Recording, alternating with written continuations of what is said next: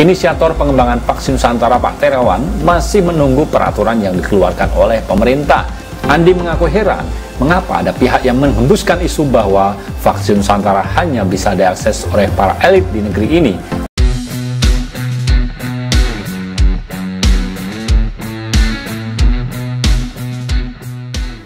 Assalamualaikum warahmatullahi wabarakatuh, sahabat MOC. Ketemu dan berjumpa lagi dengan channel yang kita kembangkan di Mas Oji Channel.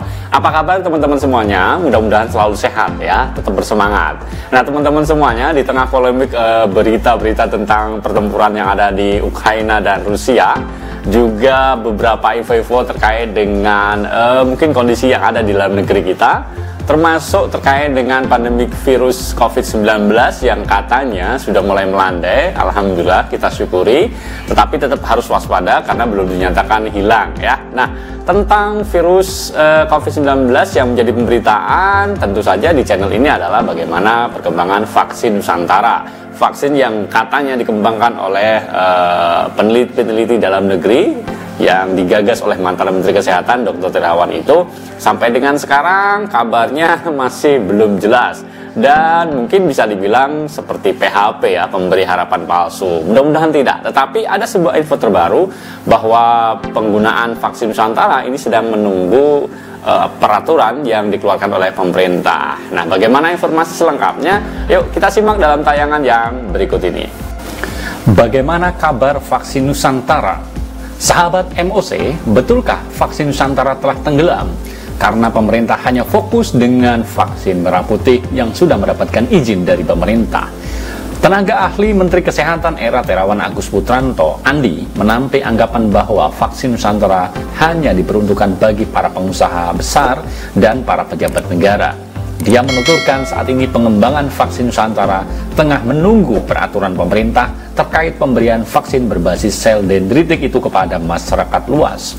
Inisiator pengembangan vaksin Nusantara Pak Terawan masih menunggu peraturan yang dikeluarkan oleh pemerintah, kata Andi di Jakarta pada Sabtu 5 Maret 2022. Andi mengaku heran mengapa ada pihak yang menghembuskan isu bahwa vaksin Nusantara hanya bisa diakses oleh para elit di negeri ini, terutama para pejabat negara dan pengusaha saja. Ada yang menggoreng isu seolah vaksin Nusantara tak bisa digunakan oleh masyarakat. Isu itu menyesatkan.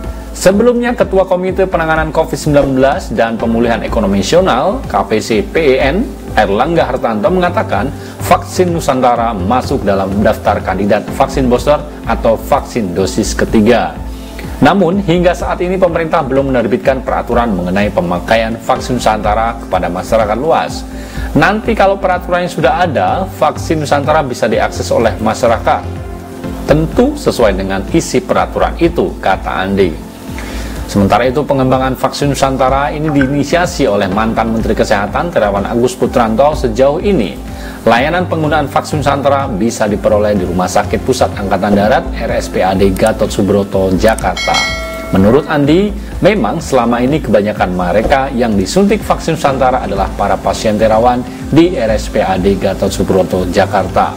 Mereka yang sebelumnya menjadi pasien Pak Terawan minta disuntik vaksin Nusantara. Jadi ini soal kepercayaan kepada Pak Terawan saja.